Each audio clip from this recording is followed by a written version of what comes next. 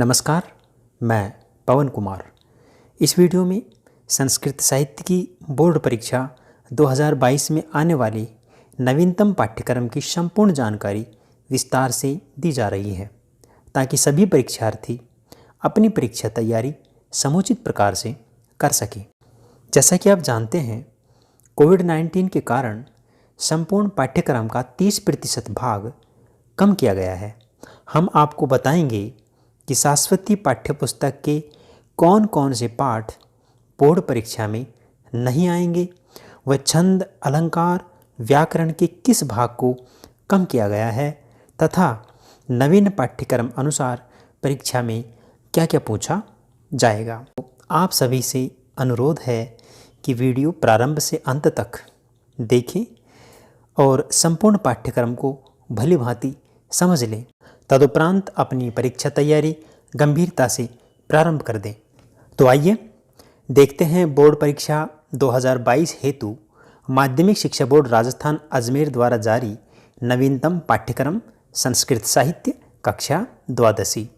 सबसे पहले हम देखेंगे परीक्षा योजना, इसके बाद परीक्षा में आने वाले पाठ्यपुस्तक के पाठ और फिर पाठ्यक्रम से हटाए गए भाग पर चर्चा करेंगे। तो आइए समझ लेते हैं सबसे पहले परीक्षा योजना को।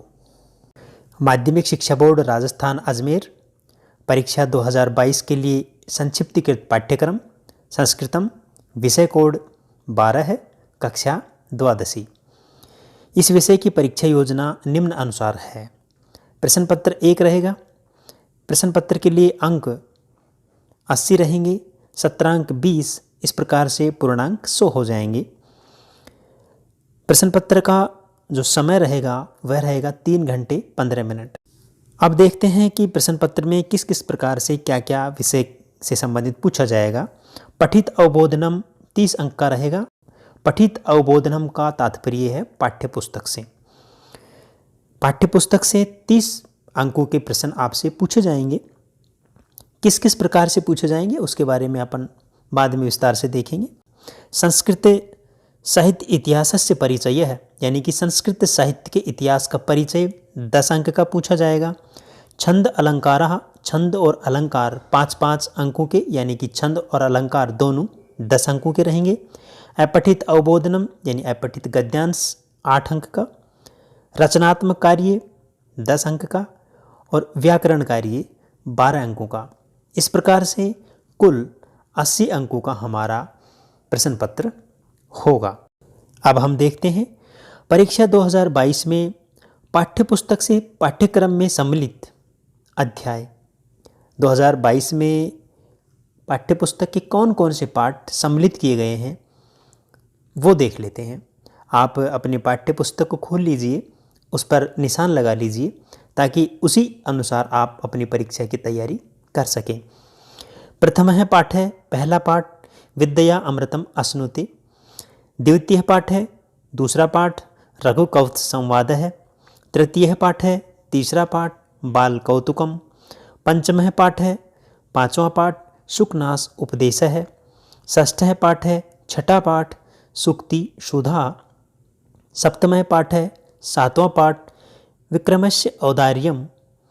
अष्टम पाठ है, आठवां पाठ भूविभागः। नवम पाठ है, नववां पाठ कार्यम व साधयेयम देहम व पात्येयम। 10वां पाठ है, 10वां पाठ दीनबंधु श्री नायार है।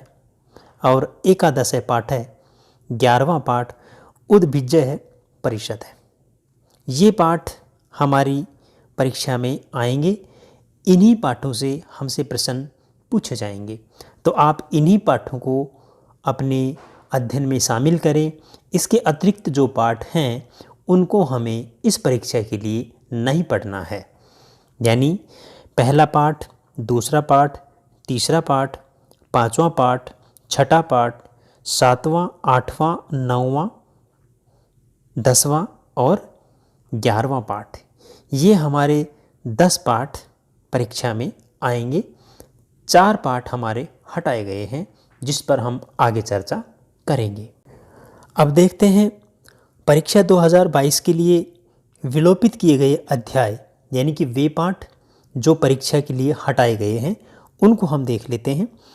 पाठ संख्या 4 करम गौरवम, पाठ संख्या 12 है किंतु कुटिलता, पाठ संख्या 13 है योगस्य वैशिष्ठयम और पाठ संख्या 14 है कथम शब्द अनुशासनम कर्तव्यम। इस प्रकार से ये पाठ्यपुस्तक की 4 पाठ बोर्ड परीक्षा 2022 के लिए हटाए गए हैं। अतः इन पाठों को हमें परीक्षा के लिए नहीं पढ़ना है, इनको छोड़ करके अन्य पाठों के साथ में हमें तैयारी करनी है। तो पाठ याद रहेंगे, पाठ संख्या 4, पाठ संख्या 12 है, पाठ संख्या 13 है और पाठ संख्या 14 है। आपको नाम भी दिए गए हैं, आप अपनी पाठ्यपुस्तक को निकाल करके उसके निशान लगा लें ताकि आपको ध्यान रहे इन पाठों के अतिरिक्त अन्य पाठों का आपको गंभीरता से अध्ययन करके अपनी परीक्षा की तैयारी करनी है। छंद अलंकारों में देख लेते हैं। छंद में हरिणी छंद, मंदाक्रांता छंद, शार्दुल विक्रीडितम छंद, ये 3 छंद आपके हटाए गए हैं।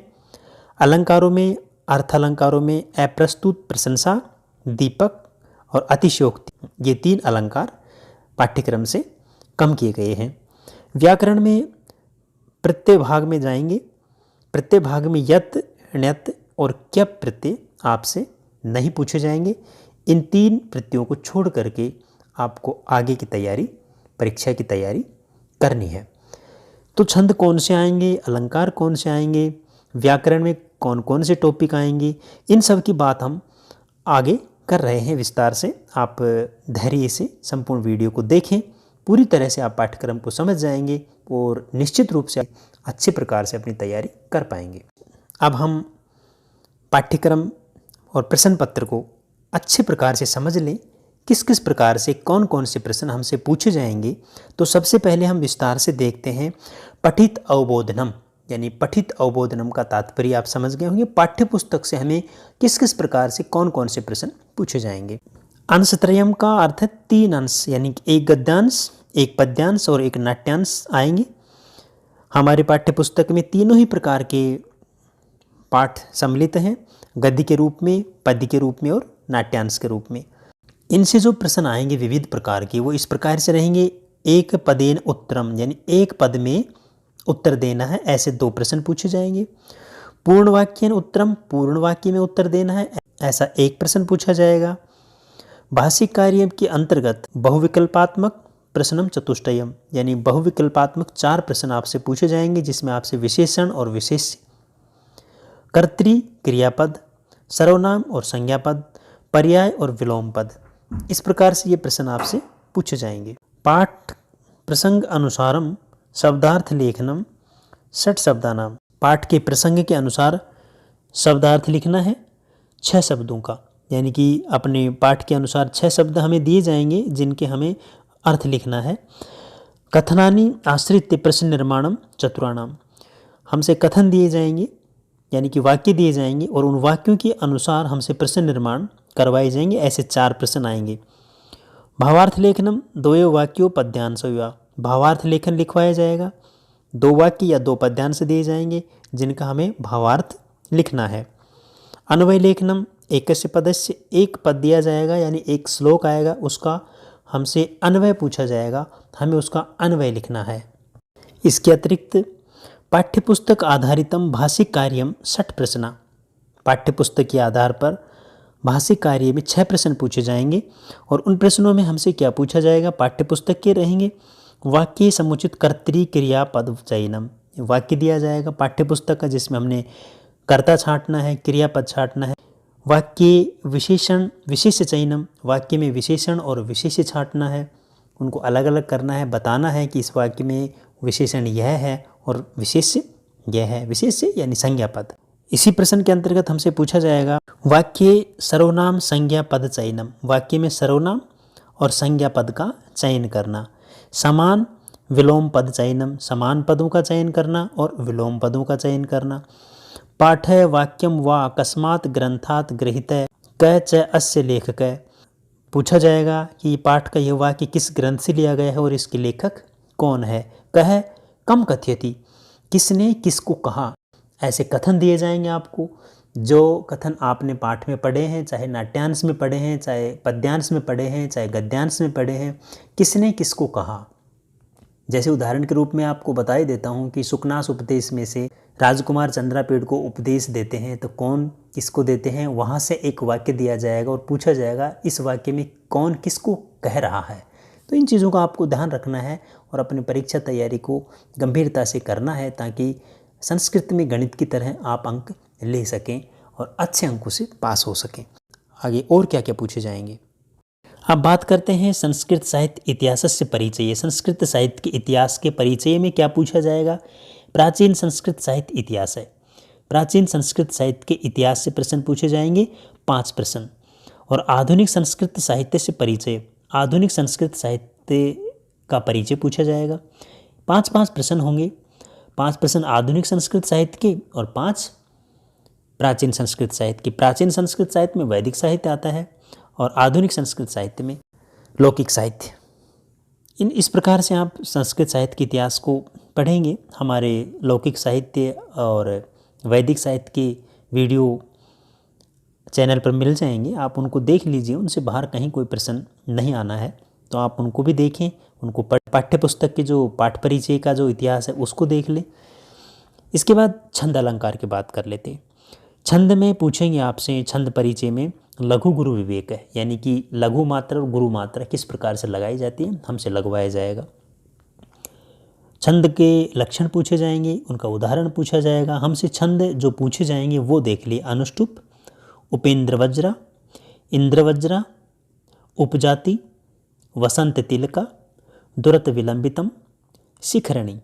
ये 7 छंद हमसे पूछे जाएंगे और छंदों के हमने बहुत सरल तरीके से वीडियो बना करके डाल रखे हैं। आप उनको देखें, आप आराम से समझें और याद करें। इसके अतिरिक्त पद्यांशेषु गण चिन्ह पूर्वकम छंद ज्ञानम 2 आपको पद्यांश दिए जाएंगे जिसमें आपसे गण चिन्ह लगवाए जाएंगे और पूछा जाएगा कि इसमें कौन सा छंद है, यानी कि छंद को आपको पहचानना है। ये प्रश्न भी आपसे छंद के अंतर्गत ही पूछा जाएगा। अब बात करते हैं अलंकारों की। अधोलिखित अलंकाराणाम उदाहरण सहित लक्षण ज्ञानम। नीचे लिखे हुए अलंकारों के उदाहरण और उनके लक्षण का ज्ञान हमें होना चाहिए। 3 हमें देंगे प्रश्न पत्र में और 2 का हमें लिखना है लक्षण और उदाहरण। शब्द अलंकार और अर्थ अलंकार 2 प्रकार के अलंकार होते ही हैं। आपसे पूछे जाएंगे अलंकारों के अंतर्गत अनुप्रास अलंकार, यमक, श्लेष, उपमा, रूपक, उत्प्रेक्षा, अर्थांतरन्यास है और दृष्टांत। ये 8 अलंकार आपसे पूछे जाएंगे। आप इनके लक्षणों को, इनके उदाहरणों को कंठस्थ कर लें ताकि परीक्षा के दौरान आपको किसी प्रकार की समस्या का सामना न करना पड़े। आपको पद्यांश दिए जाएंगे और उसमें अलंकार पूछे जाएंगे।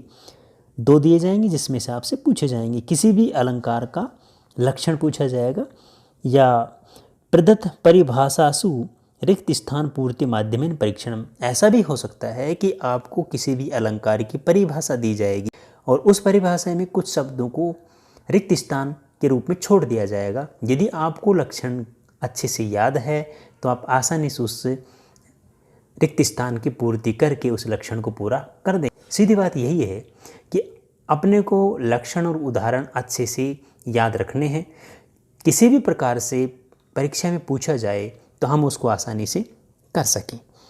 तो ये रही बात अलंकारों की, छंदों की। देखते हैं आगे। बात आती है अपठित अवबोधनम की। 80 से 100 शब्दों का एक सरल गद्यांश आपसे पूछा जाएगा जिसमें आपके इस प्रकार के प्रश्न होंगे। एक पद में उत्तर देना, ऐसे 4 प्रश्न होंगे। पूर्ण वाक्य में उत्तर देना, ऐसे 3 प्रश्न होंगे। और भाषा संबंधी जो कार्य होगा उसमें कर्तरी क्रियापद चयनम, विशेषण विशेष प्रयोग है, सर्वनाम प्रयोग है, संज्ञा प्रयोग है, शब्द अर्थ चयनम और विलोम चयनम। जिस प्रकार से हमारी पाठ्य पुस्तक से प्रश्न पूछे जाएंगे गद्यांशों, पद्यांशों, नाट्यांशों से, उसी प्रकार से अपठित में भी पूछे जाएंगे। हम आसानी से कर लेंगे। एक अपठित गद्यांश से अलग प्रश्न होगा, यानी कि जो गद्यांश हमारा आएगा उसका हमें शीर्षक लिखना है, समुचित शीर्षक प्रदानम। इस प्रकार से 8 अंक का ये अपठित गद्यांश होगा। और रचनात्मक कार्य में अब की बार पहली बार 50 या 60 शब्दों में एक लघु निबंध लिखवाया जाएगा संस्कृत भाषा में, जिनका अंक भार 5 होगा, यानी 5 अंक का होगा। हिंदी भाषायां लिखितानां पंचवाक्यानां संस्कृत भाषया अनुवाद है। हिंदी भाषा में लिखे हुए 5 वाक्यों का संस्कृत में अनुवाद करना है, यह 5 अंक का होगा। तो रचनात्मक कार्य में नया जो है वो यही है कि 50-60 शब्दों में एक संस्कृत विषय में लघु निबंध लिखवाया जाएगा, विषय आपको दिया जाएगा और छोटे छोटे वाक्यों से हमें एक छोटा सा निबंध लिख देना है। इसके लिए आपको अभ्यास की आवश्यकता रहेगी। आप हमारे चैनल से जुड़े रहेंगे तो हम आपको संपूर्ण पाठ्यक्रम परीक्षा की तैयारी अनुसार करवाते रहेंगे। और व्याकरण की बात कर लें अब। व्याकरण में स्वर संधि, व्यंजन संधि, प्रमुख सूत्राणि उदाहरणानि च लघु सिद्धांत कौमुद्यानुसारम। संधियों में हमसे स्वर संधि पूछी जाएगी और व्यंजन संधि पूछी जाएगी, जिनके प्रमुख सूत्र और उनके उदाहरण लघु सिद्धांत कौमुदी के अनुसार लिखने हैं, जिनका अंक भार रहेगा 4। कारकों के अंतर्गत उपपद विभक्ति सूत्र सहित उनका हमें ज्ञान होना चाहिए और वाक्यों में हमें प्रयोग करना है, ये 4 अंक का रहेगा। प्रत्ययों की बात कर लें तो प्रत्ययों में हमसे पूछा जाएगा तव्यत, अनियर, क्षत्रि, शानच, कतः, कतौतु, कत्वा, ल्यप, तुमुन, ये 9 प्रत्यय हमसे पूछे जाएंगे। तो ये पाठ्यक्रम के अंतर्गत हमसे पूछे जाएंगे और इसी के अनुसार ही हमें अपनी बोर्ड परीक्षा की तैयारी करनी है। इन्हीं विषयों को, इन्हीं प्रकरणों को पढ़ना है और कठिन मेहनत करके अच्छी सफलता के साथ पास होना है। मैं आशा करता हूँ कि आप नवीनतम पाठ्यक्रम को अच्छे से समझ गए होंगे। वीडियो कैसा लगा और आपका कोई प्रश्न हो तो कमेंट्स बॉक्स में लिखकर आप हमें अवश्य बताइए। हम आपके प्रश्न का समाधान करने का पूर्ण प्रयास करेंगे। अगले वीडियो में आपके लिए उपयोगी अध्ययन सामग्री के साथ हम फिर उपस्थित होंगे। तब तक दे इजाज़त, जुड़े रहिए, पढ़ते रहिए। धन्यवाद।